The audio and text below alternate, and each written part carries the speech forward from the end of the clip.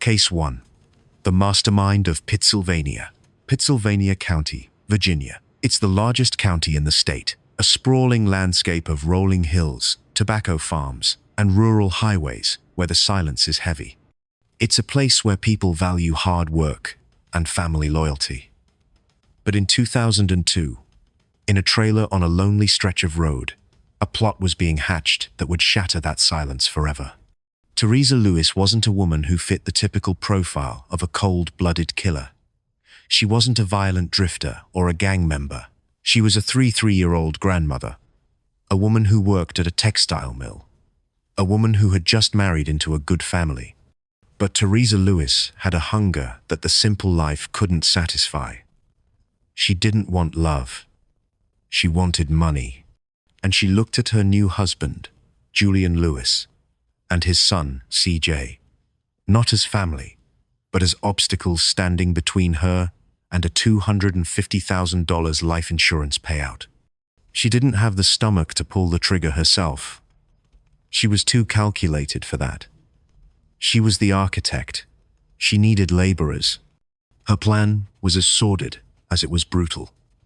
Teresa began an affair with a man named Matthew Schallenberger, a two-year-old she met at a Walmart.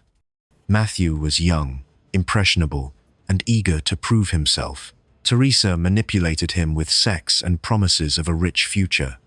She also reeled in another young man, Rodney Fuller.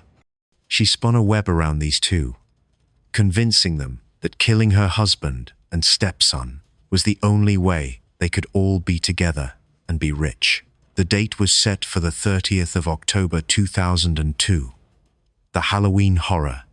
That night, Julian and CJ Lewis went to sleep in their trailer, completely unaware that the woman sleeping down the hall had just unlocked the back door for their executioners. At 3 a.m., while the world was dark, Schallenberger and Fuller crept inside. They were armed with shotguns and rifles Teresa had helped them procure. The violence was sudden and overwhelming. They went to CJ's room first. CJ was a reservist in the U.S. Army, a young man with his whole life ahead of him. He was shot in his bed. Then, they turned the guns on Julian. The blasts echoed through the thin walls of the trailer. But here is where the true depth of Teresa's evil was revealed. The shots didn't kill Julian instantly. He lay there, bleeding out, moaning in agony. And what did his wife do? Did she call 911? Did she try to stop the bleeding? No. Teresa Lewis waited. She waited for nearly an hour. She waited until her husband's breathing grew shallow. She waited until she was sure he was too far gone to be saved. Only then did she pick up the phone and wail a fake plea for help to the dispatcher. She played the part of the terrified survivor, claiming intruders had broken in. When police arrived, they found a bloodbath. But almost immediately, the intruder theory fell apart. There was no forced entry. Nothing of value was stolen except the cash Teresa had explicitly left out for the hitmen. And then there was Teresa's demeanor. She was too calm, too ready with the answers. The investigation unraveled quickly. Schallenberger and Fuller were caught, and they didn't hesitate to flip. They told the police everything. They told them about the affair. They told them about the money. They told them that Teresa was the one who bought the ammunition. She was the one who left the door open. She was the one who wanted them dead. The mastermind label stuck. In court, the prosecution painted Teresa not just as an accomplice, but as the head of the snake. The judge called her the head of this serpent. While the two gunmen received life sentences because of their cooperation and lesser mental capacity, the state of Virginia reserved its harshest judgment for Teresa. She had betrayed the sacred trust of marriage and parenthood. She had used sex and money to turn young men into murderers. She was deemed the vilest of them all. Teresa Lewis was sentenced to death. Her case became a national sensation. She would be the first woman executed in Virginia since 1912. People debated her mental capacity, her gender, the fairness of the gunman getting life while she got death. But the courts held firm. The coldness of her waiting for her husband to die, was an aggravating factor that could not be ignored. On the 23rd of September 2010, at the Greensville Correctional Center, Teresa Lewis was strapped to the gurney. She requested a final meal of fried chicken and sweet peas. As the lethal injection flowed into her veins, she became the first woman in nearly a century to face the ultimate punishment in Virginia. Julian and C.J. Lewis were gone, victims of a greed so potent it dissolved human decency. Teresa Lewis paid the price, but the Black Widow of Pittsylvania left a scar on the state that will never truly fade. Case 2. The McLean Revenge. McLean, Virginia. Just across the Potomac River from Washington, D.C., this is one of the wealthiest zip codes in America. It is a land of power suits, security clearances, and mansions hidden behind high iron gates. It is the last place you expect to hear the crack of a gunshot in a quiet apartment. But evil doesn't care about your tax bracket. In August 2018, inside an apartment on Lincoln Circle, a tragedy unfolded that was so cold, so calculated, it froze the blood of the entire capital region. Veronica Youngblood was a 3-year-old mother involved in a bitter, high-stakes custody battle. Her ex-husband, Ron, had made plans to move to Missouri, and a judge had ruled that he could take their 5-year-old daughter, Brooklyn, with him. Veronica was facing a future where she would lose control. And for a narcissist, losing control is a fate worse than death. But instead of fighting in the courts or accepting the reality of co-parenting, Veronica decided to exact the ultimate revenge. If she couldn't have them, no one would. The date was the 5th of August 2018. It was the night before the scheduled move to Missouri. The bags were packed. The future was waiting. But Veronica had made a purchase a few days earlier that would ensure that future never arrived. She had gone to a gun store and bought a handgun. She didn't buy it for protection. She bought it for an execution. That evening, she enacted a plan that was chilling in its simplicity. She gave her 2 daughters 15-year-old Sharon and 5-year-old Brooklyn gummies containing melatonin. She wanted them sleepy. She wanted them compliant. She tucked them into their beds, kissed them goodnight, and waited for the drugs to take hold. Once the girls were drifting into a chemical sleep, Veronica Youngblood walked into the room. She approached 5-year-old Brooklyn first. The little girl was likely dreaming of her new house, her new life. Veronica raised the gun and shot her own child in the head. It was instant, brutal, and final. Then, she turned to Sharon. Sharon was 15, a bright, talented teenager who had her whole life ahead of her. Veronica fired. She shot Sharon once in the back and once in the chest. But Sharon didn't die immediately. And in a moment of twisted cruelty that defies comprehension, Veronica didn't call 911 to save her suffering daughter. Instead, she picked up her phone and called her ex-husband, Ron. When he answered, she didn't scream for help. She simply said, "I shot the kids." She wanted him to know. She wanted him to hear the silence on the other end of the line. She wanted to break him. Sharon, clinging to life, managed to whisper to the first responders when they finally arrived. She told them, "Mommy shot me." Those were some of her final words. She died later at the hospital, her life extinguished by the woman who gave her birth. The trial of Veronica Youngblood in Fairfax County was a marathon of misery. Her defense team tried to claim she was insane, that she heard voices, that she had been abused, and was operating under a delusion. They tried to paint her as a victim of her circumstances, but the prosecution had the receipts. They showed the jury the timeline, the purchase of the gun, the melatonin gummies, the timing of the shooting right before the move. This wasn't a psychotic break. This was a scorched earth policy. She knew exactly what she was doing. She was punishing her ex-husband by destroying the things he loved most. The jury saw through the tears. They saw the monster behind the mask. They found her guilty of 2 counts of first-degree murder. In 2023, the gavel came down. The judge sentenced Veronica Youngblood to 78 years in prison. There is no parole in Virginia for these crimes. 78 years. She entered prison a young woman.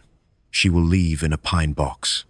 She sits in her cell today, surrounded by the silence she created. She achieved her goal of hurting her ex-husband. Yes, but in doing so, she erased herself from the human race. She is no longer a mother. She is a memory of evil, locked away where she can never hurt another child again. Case 3. The Trunk Discovery, Hampton, Virginia. The 6th of June, 2015. It started as the most mundane interaction in law enforcement, a traffic stop. A Virginia state trooper noticed a black Ford Mustang driving erratically on Interstate 64. The registration tags were expired. The trooper hit the lights, the siren chirped, and the Mustang pulled over to the shoulder. Behind the wheel was 4-year-old Tonya Slaton. She seemed nervous, jittery. When the trooper approached the window, the smell of air freshener was overwhelming, but underneath it, there was a faint, sickly sweet odor of decay. Slaton's behavior raised red flags immediately. She couldn't get her story straight. The trooper, sensing something wrong, asked to search the vehicle. Slaton hesitated, but eventually, the trunk was popped. Inside, amidst the clutter of a chaotic life, the trooper found a spare tire well packed with clothes, but buried beneath the laundry was a double-bagged black trash bag, sealed with duct tape. The smell was now undeniable. The trooper asked what was in the bag. Tonya Slaton looked him in the eye and said, "It's just clothes." The trooper opened the bag. It wasn't clothes. It was the decomposing, mummified remains of a human being. The identification process was a forensic puzzle that took weeks to solve. But when the results came back, the horror of the situation became clear. The body belonged to Quincy Jamar Davis. Quincy was Tonya Slaton's son. But Quincy wasn't an infant. He wasn't a toddler. He was a boy who would have been in middle school. The truly terrifying part? Quincy hadn't been seen alive since 2004. For over a decade, Tonya Slaton had been living with a ghost. Investigators pieced together a timeline that defied belief. Quincy disappeared when he was in the 7th grade. He was never reported missing. When family members asked where he was, Tonya had a Rolodex of lies ready. He's at a military academy. He's living with his father. He's in a special program. She was so convincing, or perhaps so intimidating, that people stopped asking. But the truth was much darker. Quincy had died in her care, likely murdered around 2004 or 2005. Instead of burying him, Tonya Slaton had packed him up. For 10 years, she treated her son's body like luggage. She moved houses, she changed cars, and every time she moved, she took the secret with her.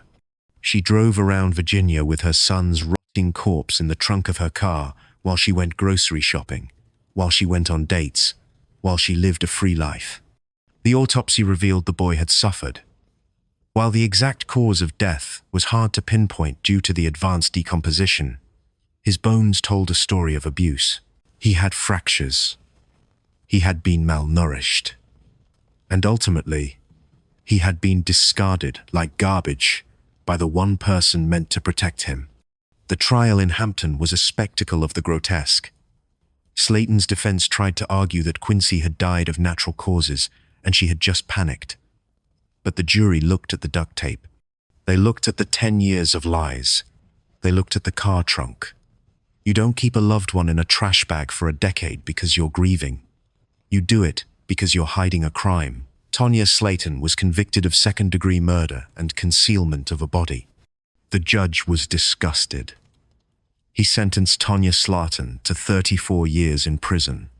In Virginia, with the abolition of parole, this is effectively a life sentence for a woman of her age. She will be an elderly woman in her 82nd before she even breathes a word about release. She spent 10 years imprisoning her son in the darkness of a trunk. Now, the state of Virginia has returned the favor.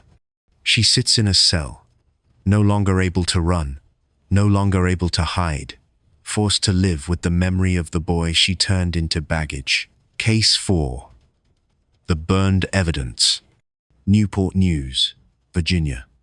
A coastal city shaped by the military and the shipyard, where the steel of aircraft carriers is forged. It's a tough town, but it's a community that looks out for its own.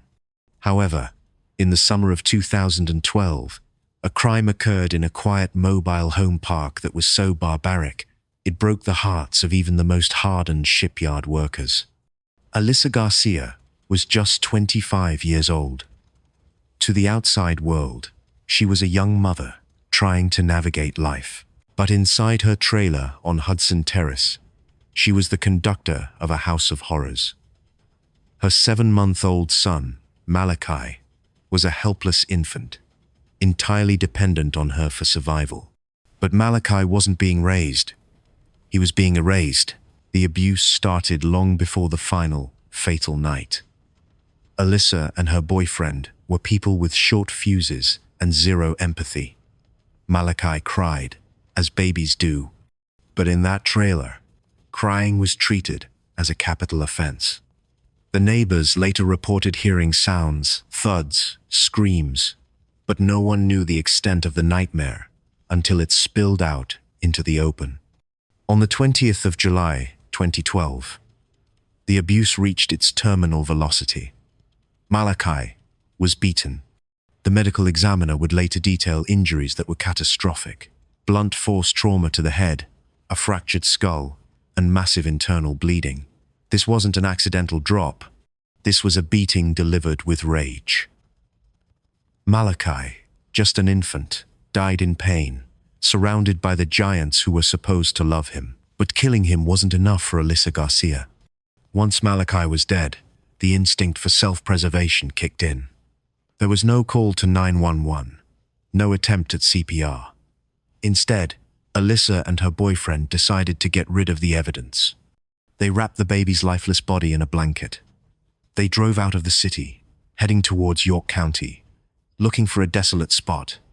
They found a secluded area off a dirt road, and there, in the humidity of a Virginia summer, they attempted to do the unthinkable.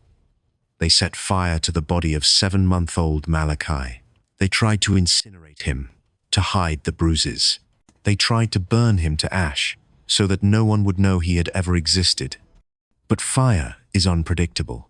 The attempt failed to destroy the body completely. A passerby found the remains shortly after. The discovery sent shockwaves through the region. Who burns a baby? The police launched a massive manhunt, tracing the evidence back to the trailer on Hudson Terrace. When Alyssa was arrested, she was cold, detached. She tried to minimize her role, blaming the boyfriend, claiming she was scared. But the investigators saw through it. They saw a woman who had participated in the murder of her child and then treated his body like waste to be burned in a ditch. The trial in Newport News was emotional. Jurors wept as they saw the photos. They heard the testimony about the fractures. They heard about the gasoline. The prosecutor called it one of the most evil acts he had ever prosecuted. Alyssa Garcia stood before the court, looking small, looking young. But the judge saw a monster. She was convicted of first-degree murder and abuse and neglect of a child. The sentence was decisive. Life in prison. There is no coming back from this. Alyssa Garcia will grow old in a cage. She will never again see the ocean. She will never again feel the freedom of a summer night. She traded her son's life for a few hours of silence, and in return, the state of Virginia gave her a lifetime of it behind concrete walls. Malachi is gone, but the justice system ensured that the woman who burned him will never scorch another soul. Case 5. The Heaven Watkins Hell, Norfolk, Virginia, the naval capital of the world. It's a transient city where people come and go with the tides of deployment. But for one-year-old Heaven Watkins, Norfolk wasn't a stopover. It was a prison. Heaven was a girl with a name that promised peace, but her life was a living hell, orchestrated by the two people who were supposed to be her guardians: her mother, Tonya Smith, and her boyfriend. In May 2018, an ambulance was called to a home on Minnesota Avenue. The dispatchers were told that a child was unresponsive. When paramedics arrived, they found a scene that looked less like a medical emergency and more like a crime scene that had been active for years. Heaven Watkins lay on the floor, cold and lifeless. She was 11 years old, but her body told the story of a war veteran. Heaven had been beaten. She had been burned. Her hand had been crushed. Her head had been shaved. She was malnourished, covered in scars, both old and new. The paramedics, men and women who thought they had seen everything, were physically sickened. Heaven hadn't just died, she had been tortured to death. The investigation that followed peeled back the layers of a domestic nightmare. Detectives learned that Heaven was the scapegoat of the family. While other children in the home were treated relatively normally, Heaven was singled out for abuse that was medieval in its cruelty. Tonya Smith, her mother, was the ringleader. She didn't act alone. Her boyfriend, Demont Harris, was also involved. But Tonya was the matriarch of the pain. The details that emerged in court were harrowing. Heaven was often banished to the back porch in the freezing cold or the stifling heat. She was beaten with extension cords. She was punched. She was denied food. But the final act of cruelty was the most devastating. The autopsy revealed that Heaven died from blunt force trauma to the abdomen. She had been punched or kicked so hard that her internal organs ruptured. She bled to death internally, slowly, in agonizing pain, while her mother did nothing. When police interrogated Tonya Smith, her defense was as pathetic as it was infuriating. She claimed Heaven was defiant. She claimed Heaven was hard to handle. She tried to blame the child for her own murder. She painted herself as an overwhelmed mother trying to discipline a problem child. But the physical evidence didn't lie. You don't rupture a child's stomach because she wouldn't clean her room. You don't crush a child's hand because she talked back. This was hate. Pure, unadulterated hate. The community of Norfolk was outraged.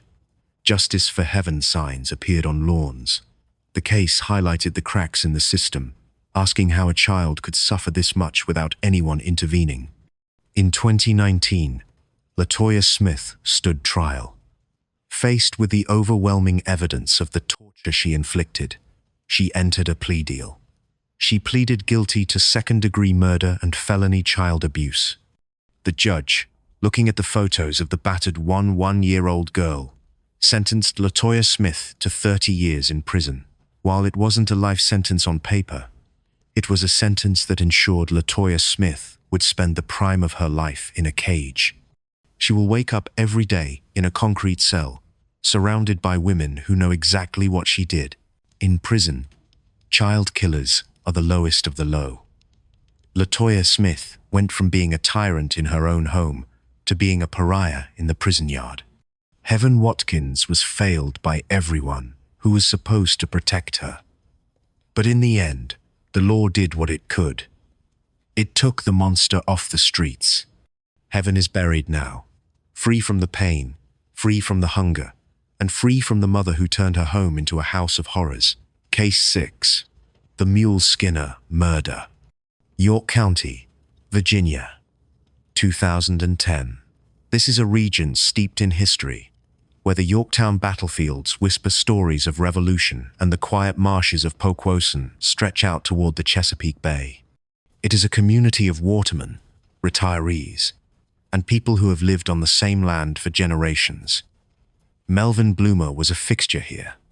At 74 years old, he was known to everyone as a mule skinner, a tough, old-school man who had spent decades working hard, and saving every penny. He was a creature of habit, a man who loved his routine and his home. But in the winter of his life, he made a fatal error in judgment. He opened his heart to a woman named Julia Phillips. At 66 years old, Julia Phillips didn't look like a killer. She looked like a grandmother you might see at the grocery store, pushing a cart full of cat food. But beneath the grey hair and the fragile facade was a woman consumed by a desperate, clawing greed. Julia was a chameleon. She had a history of attaching herself to men, draining their finances, and moving on. But with Melvin Bloomer, she didn't just want a cut, she wanted it all. The call came in on the rainy night of the 4th of June 2010. It was a scene straight out of a primetime drama, or so Julia thought. She dialed 911, her voice trembling, claiming that she and Melvin had been attacked outside their home. She told the dispatchers a harrowing story. A man, likely Hispanic or black, had jumped them in the driveway. She claimed the attacker had robbed them, beaten them, and dragged Melvin into the darkness. She said she had barely escaped with her life, crawling through the mud to get to the phone. When York Poquoson Sheriff's deputies arrived, they found Melvin Bloomer dead in the garage. It was a gruesome sight. He hadn't just been beaten. He had been strangled with an electrical cord. The wire pulled so tight it had embedded into his neck. He lay on the cold concrete, a man who had survived 74 years of hard living only to be taken out in his own driveway. But as the deputies turned their attention to the survivor, the cracks in the story began to show immediately. It had been raining heavily that night. The ground was a soup of mud and water.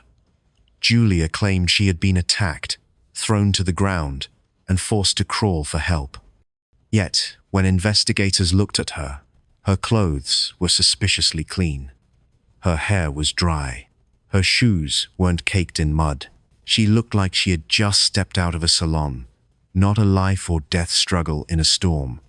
The inconsistencies piled up like trash in a landfill. Julia claimed the attacker had stolen money, yet her purse was found with cash inside. She claimed to be injured, but the scratches on her arms looked superficial, self-inflicted. And then there was the forensic evidence, or rather, the lack of it. There were no footprints from this mysterious attacker. No DNA. No tire tracks. The only DNA found on the murder weapon and on Melvin's body belonged to two people, Melvin Bloomer and Julia Phillips. Detectives dug into Julia's background and found a financial sinkhole. She was drowning in debt. She had a gambling problem. She was on the verge of losing everything. Melvin, with his life savings and his property, was her golden parachute. But he was tight with his money. He wasn't giving it up fast enough. So, she decided to liquidate the asset. The investigation dragged on for months as forensics were processed. But the community knew. The mule skinner hadn't been killed by a stranger. He had been killed by the woman sleeping in his bed. When Julia Phillips finally stood trial in 2013, the courtroom was packed. She entered the room in a wheelchair, playing the frail old lady card to the hilt. She dabbed at her eyes. She slumped in her chair. But the prosecution was merciless. They laid out the timeline. They showed the jury the clean clothes from the rainy night. They played the 911 call, contrasting her fake hysteria with the cold, hard facts of the crime scene. They argued that she had ambushed Melvin, catching him off guard, and used the element of surprise to wrap that cord around his neck. She watched him die, and then she called the police to perform her script. The jury didn't buy the act. They saw the predator beneath the wrinkles. Julia Phillips was found guilty of second-degree murder. The sentencing hearing was the final nail in her coffin. The judge, looking at a woman who had exploited the trust of an elderly man in the most violent way possible, showed no leniency. He sentenced Julia Phillips to life in prison. There was to be no retirement on a beach for Julia. No gambling trips with Melvin's money. She was wheeled out of the courtroom and into the Virginia Department of Corrections. Justice, in this case, was absolute. Julia Phillips never breathed free air again. She died in prison in 2016, passing away in the infirmary of the very institution she deserved to be in. She died a convicted murderer, her legacy forever stained by the betrayal of the man who had tried to love her. Melvin Bloomer is remembered as a hard worker and a good man. Julia Phillips is remembered only as the liar who tried to get away with murder and failed. Case 7. The Bound Child of Virginia Beach. Virginia Beach, Virginia, a sprawling coastal city where the Atlantic Ocean meets the Chesapeake Bay. It is a tourist haven, filled with boardwalks, saltwater taffy, and the laughter of families on vacation. But venture away from the oceanfront into the quiet residential neighborhoods, and you find a different reality. In 2012, in a nondescript house on Condor Street, a 5-year-old boy named Nizzle George was living a nightmare that no child should ever endure. To the outside world, Cara Hammonds and her partner, T. Goldman, were just 2 women raising a child. But inside that home, they were the architects of a torture chamber that would leave seasoned detectives weeping. Nizzle George was just 5 years old. He was a bright-eyed, innocent little boy who had been placed in the care of his aunt, T. and her girlfriend, Cara Hammonds. He should have been safe. He should have been loved. Instead, he became the target of a sadistic rage that defies all human understanding. Cara Hammonds wasn't just a strict disciplinarian. She was a predator who viewed a 5-year-old boy as an enemy to be broken. The horror came to an end, and the truth came to light on the 27th of March, 2012. Paramedics were called to the home for an unresponsive child. When they walked through the door, the atmosphere was heavy with the smell of filth and neglect. They found little Nizzle lying on the floor. He wasn't breathing. But it was the condition of his body that made the first responders freeze in their tracks. Nizzle was battered from head to toe. He was covered in bruises in various stages of healing: purple, yellow, green, a map of sustained abuse. But the most chilling detail was the evidence of binding. His wrists and ankles bore the raw, bloody marks of ligatures. Police were called immediately. As they processed the scene, they found the tools of Cara's cruelty. They found duct tape. They found belts. They found evidence that this 5-year-old boy had been tied up, hog-tied like an animal, and left for hours in agonizing positions as punishment for misbehaving. The investigation revealed a timeline of escalating violence. Cara Hammonds and T. Goldman had convinced themselves that Nizzle was bad, that he was possessed, or that he needed to be broken. They punished him for bedwetting, a common reaction to trauma, by beating him. They punished him for crying by taping his mouth shut. They punished him for simply existing. On the night he died, the abuse reached a fever pitch.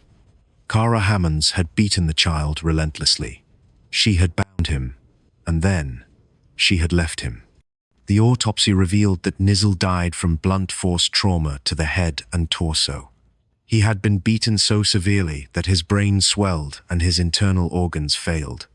He died alone, in pain, tied up in the home of the people who were supposed to be his protectors. When questioned, Cara Hammonds tried to deflect. She played the victim. She claimed she was stressed. She claimed Nizzle was out of control.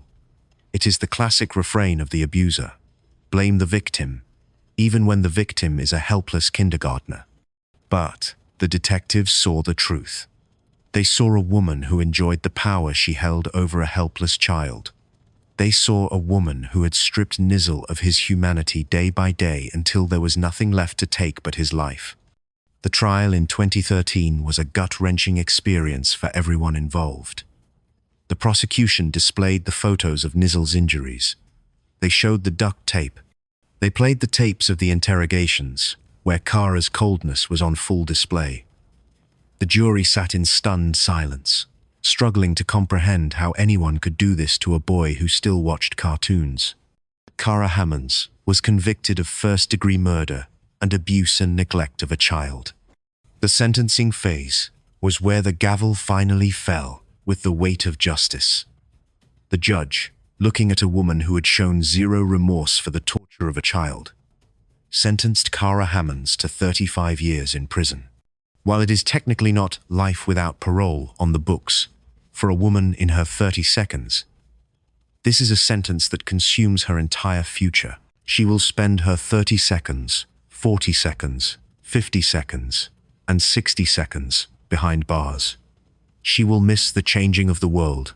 She will wither away in a cell, surrounded by the grey walls of the prison, just as she forced Nizzle to stare at the walls of his room while bound and gagged. Tikura Gulman, the aunt who allowed this to happen and participated in the abuse, was also sentenced to 20 years.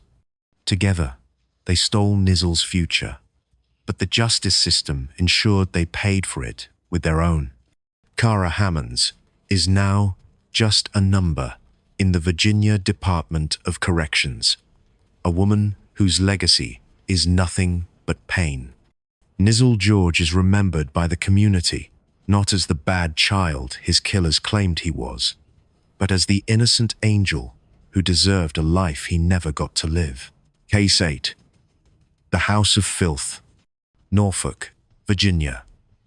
July 2017. To the tourists visiting the Battleship Wisconsin or the waterfront festivals, Norfolk is a city of pride and history. But for the residents of the quiet, unremarkable townhouse on Caithness Circle, life was a descent into a medieval level of squalor. From the outside, Unit 105 looked like any other home in the complex. There were no broken windows, no screaming signs of danger. But inside, a 30-year-old mother named Melissa Ness Hopkins was presiding over a slow-motion massacre of 5 innocent lives. Melissa was not a woman without resources. She had family, she had access to social services, but she chose to live in a reality disconnected from basic human hygiene or maternal instinct. She turned her home into a tomb, and her children into prisoners of her own sloth and neglect. The veil was lifted on the 22nd of July 2017. Melissa called 911. Her voice was calm, almost detached, as she told the dispatcher that her 2-year-old son, Joseph, wasn't breathing. She claimed she had just found him that way. When police and paramedics arrived, the first thing that hit them wasn't the sight of a grieving mother, it was the smell.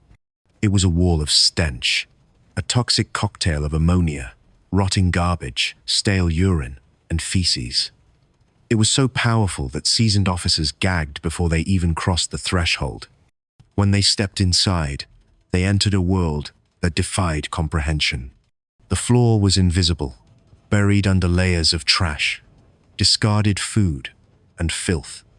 Flies buzzed in thick clouds, but the true horror was what they found in the bedrooms. They found Joseph first. The 2-year-old was lying on a mattress that was soaked through with urine and blackened with mold. He was dead, and he hadn't just died, he had withered away. His tiny body was emaciated, his ribs protruding like the hull of a wrecked ship. He looked like a victim of a famine, not a child living in a modern American city. But Joseph wasn't alone. In another room, officers found Joseph's siblings. There were 4 other children in the house, ranging in age from infants to older toddlers. They were trapped in cribs and playpens that acted as cages. They were naked, covered in their own waste, and screaming for food. One of the children was gnawing on the plastic railing of a crib because there was nothing else to eat. The scene was so horrific that the first responders were traumatized. They had to step out to vomit. They had to call for hazmat suits just to process the scene. As detectives interviewed Melissa Ness Hopkins, the depth of her depravity became clear. She wasn't insane in the legal sense. She was indifferent. She told police that she knew Joseph was sick. She admitted that she suspected the children might have gotten into a bottle of Drano liquid drain that she had left within their reach. She thought her son might have swallowed poison. And what did she do? Did she call poison control? Did she rush him to the ER? No. She gave him some milk, put him back in his urine-soaked bed, and went to sleep. She watched him vomit.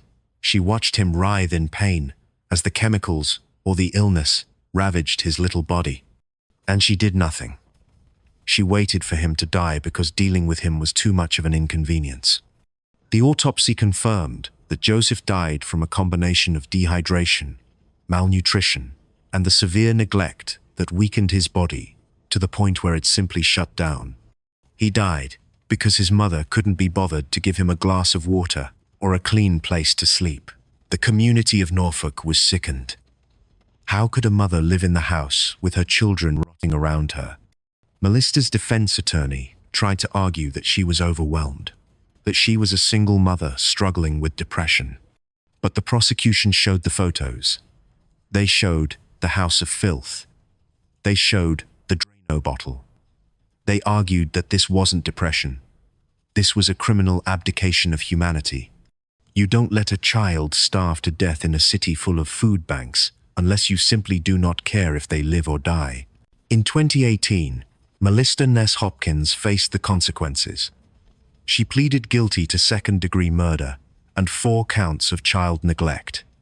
The judge, clearly appalled by the evidence, sentenced her to 20 years of active prison time, with a total sentence of 40 years, half suspended. While she technically may walk free one day when she is an older woman, her life as she knew it is over.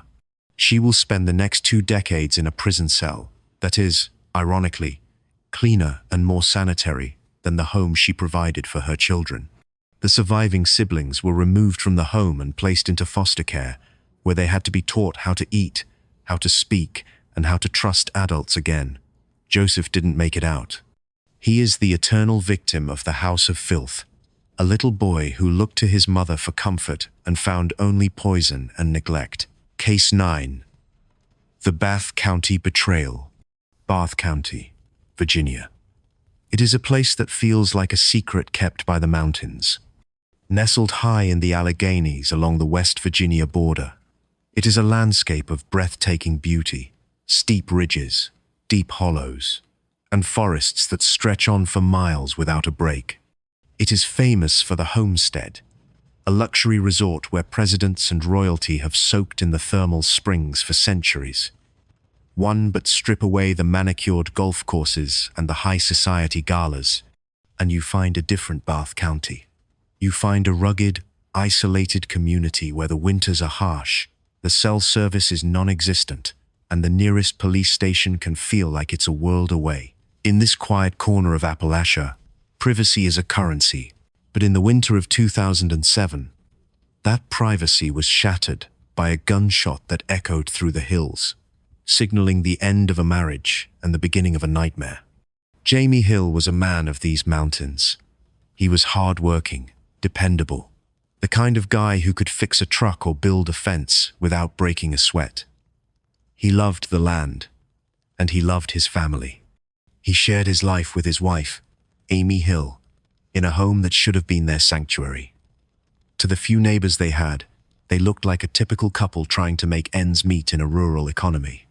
But inside the walls of their home, the temperature was dropping fast. Amy Hill wasn't happy with the simple life. She was restless. She was looking for an exit.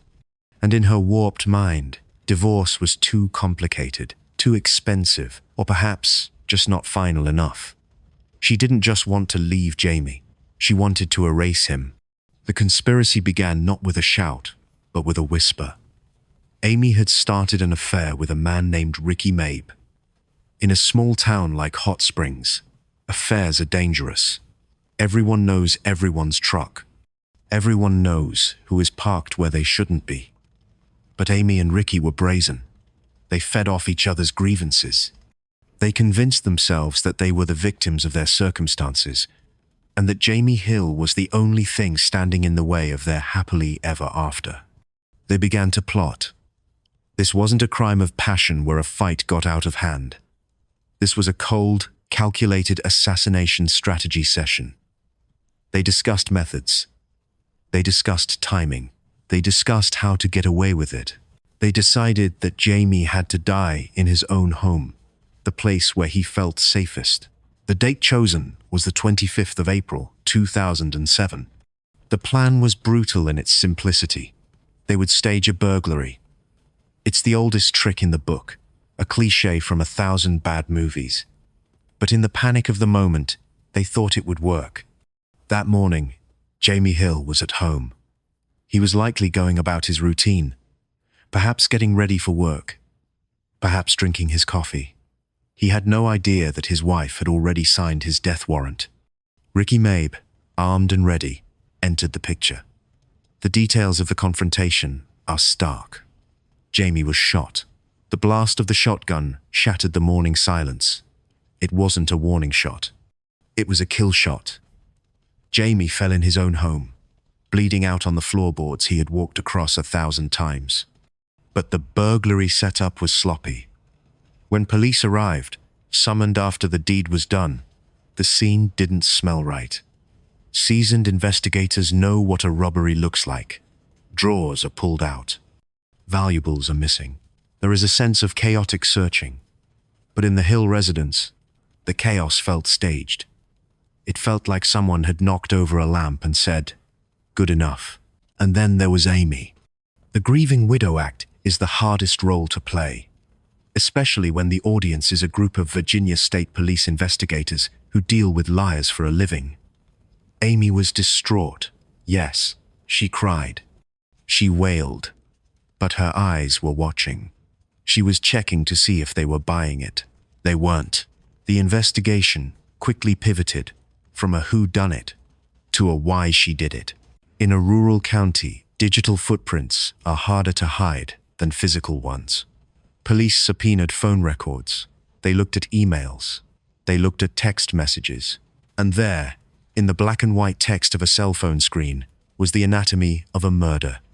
The messages between Amy Hill and Ricky Mabe were a smoking gun.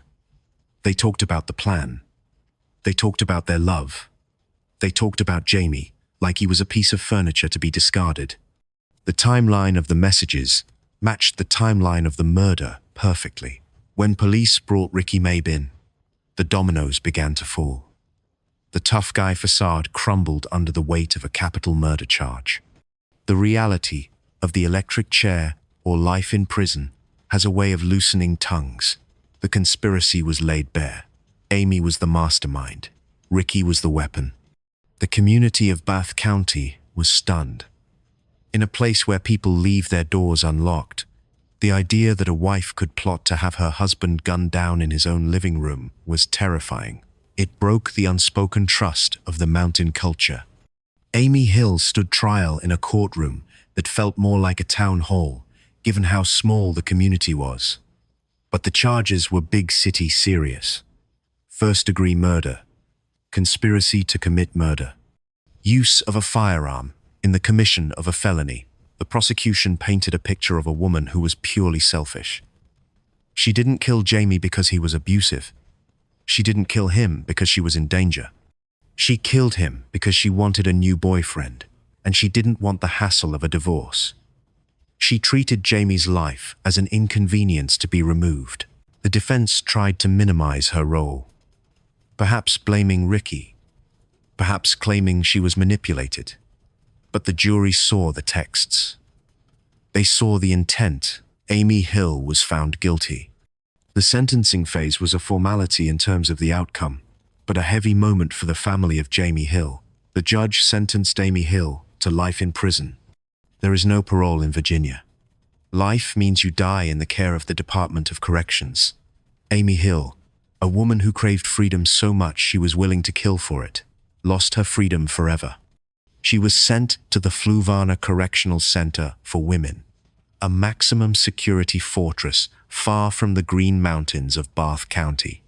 Jamie Hill is buried in the rocky soil of the Alleghenies. The seasons change. The snow falls on the homestead, and the tourists come and go. But for the Hill family, time stopped on that April morning. The betrayal of Amy Hill is a story told in hushed tones in the general stores and gas stations of the county, a warning that sometimes the coldest things in the mountains aren't the winter winds, but the hearts of the people you think you know. Case 10. The Shaken Truth. Fairfax County, Virginia. September 2007.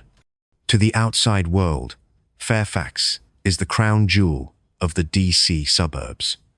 It is a place of manicured lawns, top-tier schools, and six-figure incomes. It is a community driven by success, where parents work long, high-stress hours to provide the best possible life for their children.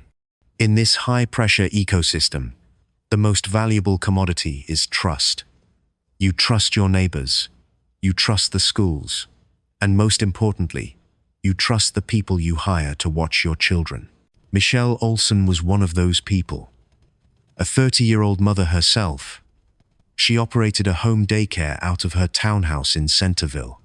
To the parents who dropped their children off at her door, she seemed capable, experienced, and safe. She was a fellow mom, someone who understood the sleepless nights and the fussing babies. But beneath the surface of this suburban daycare provider lay a volatility that was about to shatter two families forever. The victim of this tragedy was Levi Dawson. Levi was brand new to the world, just 3 months old. He was at that fragile, precious stage of life, where a baby is nothing but potential. He had soft skin, wide eyes, and a cry that was his only way of communicating with the terrifyingly big world around him. His parents, deeply devoted and careful, had entrusted Levi to Michelle Olson, believing he would be held, fed, and loved while they were at work. They were wrong. The call to 911 came in on the afternoon of the 18th of September 2007.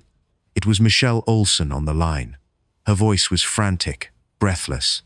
She told the dispatcher that little Levi was unresponsive. She claimed he had gone limp and pale after a nap. It sounded like every parent's worst nightmare.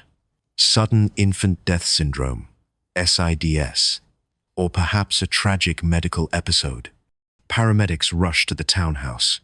They found the 3-month-old boy lying on the floor, gray and lifeless. They scooped him up, their hearts sinking as they felt the utter lack of muscle tone. They worked feverishly to revive him, speeding toward Inova Fairfax Hospital. But as the doctors in the ER began to examine Levi, the narrative of a sudden illness began to crumble under the weight of medical science. Levi wasn't sick. He was broken. A CT scan of the infant's head revealed a catastrophic injury. His brain was swelling rapidly. There was massive bleeding inside his skull. His retinas, the back of his eyes, were detached and hemorrhaging. These are not injuries that happen because a baby stops breathing during a nap. These are not injuries that happen from a minor fall off a sofa. The medical experts were unequivocal. These were injuries consistent with high-velocity trauma. It was the equivalent of being in a high-speed car crash without a seatbelt, or being dropped from a 2-story building. But Levi hadn't been in a car. He hadn't fallen from a building. He had been at daycare. The diagnosis was abusive head trauma, formerly known as shaken baby syndrome. Someone had taken this 10-pound infant and shaken him so violently that his brain had slammed against the inside of his skull, shearing the nerve fibers and tearing the blood vessels. Police detectives turned their gaze instantly to the only adult present, Michelle Olson. At first, Michelle stuck to her story. She was the innocent caregiver. She didn't know what happened. Maybe he was sick. Maybe he had a pre-existing condition. She played the role of the concerned babysitter to perfection. But detectives kept pressing. They confronted her with the medical impossibility of her story. They told her that 3-month-old babies don't just suffer massive brain bleeds spontaneously. Under the fluorescent lights of the interrogation room, Michelle Olson's facade began to crack. The truth, when it finally spilled out, was infuriating in its banality. Levi had been crying. That was his crime. He was a baby, away from his mother, and he was fussy. He wouldn't take a bottle. He wouldn't settle down. And Michelle Olson The experienced mother simply lost her patience. She snapped. She admitted to police that out of frustration, she had picked up the infant. She demonstrated with a doll how she had handled him. It wasn't a gentle rock. It was a violent slam. She admitted she had dropped him into a beanbag chair, but the medical evidence suggested a force much greater than gravity. She had shaken him. She had slammed him. She had taken her adult rage and poured it into a fragile vessel that couldn't withstand it. But the cruelty didn't end with the violence. The investigation revealed a timeline of callous self-preservation. After she inflicted the fatal injuries, Michelle didn't call 911 immediately. Levi went limp. He stopped breathing properly. And instead of screaming for help, Michelle Olsen took the time to dress him. She changed his clothes. She staged the scene to look like he had been napping. She wasted precious minutes that could have saved his brain function, trying to cover her tracks. Levi Dawson hung on in the hospital for 2 days. His parents sat by his bedside, holding his tiny hand, watching the machines breathe for him. On the 20th of September 2007, they made the agonizing decision to remove life support. Levi died in his mother's arms. A life extinguished because a caregiver couldn't handle a crying baby. The trial, in 2008, was a battleground. Michelle's defense team tried to confuse the jury with junk science, claiming the injuries were old, or that vaccines caused them every desperate excuse in the book. But the prosecution had the truth on their side.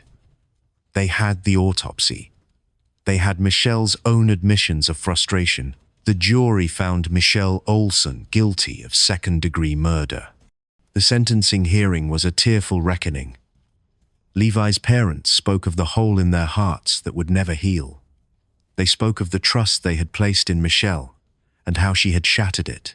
The judge sentenced Michelle Olsen to 20 years in prison. It was one of the stiffest sentences handed down for this type of crime in Virginia at the time. Michelle Olsen, the suburban mom, was led away in handcuffs.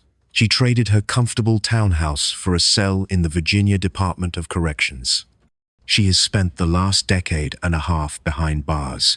While she may eventually see freedom again as an older woman, she has lost the privilege of watching her own children grow up. A fitting punishment for a woman who denied Levi Dawson the chance to grow up at all. This case is a chilling reminder to every parent. We leave our children in the care of others, hoping, praying that they will be safe. But sometimes, the danger isn't a stranger in a van. Sometimes, the monster is the woman smiling at the door, waiting for you to drive away so she can stop pretending. From the rolling hills of Pittsylvania to the busy streets of Fairfax, we have journeyed through the darkest corners of the Commonwealth. These 10 cases are not just stories of crime. They are autopsies of the human soul when it has been corroded by greed, jealousy, and an unnatural hatred. We saw Teresa Lewis, the mastermind who waited for her husband to die for a paycheck. We saw Veronica Youngblood, who sacrificed her daughters on the altar of revenge.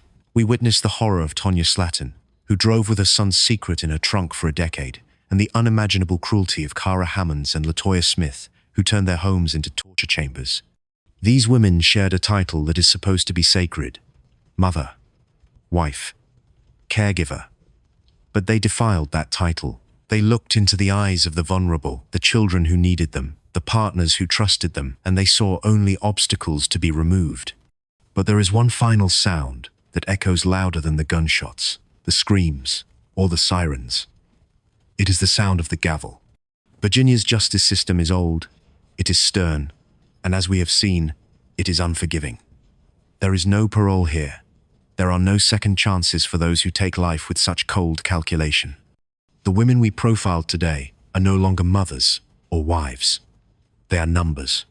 They are ghosts in the machine of the Department of Corrections. They will watch the seasons change through razor wire until their time runs out. Justice has been served, but let us not forget the silent echoes they left behind.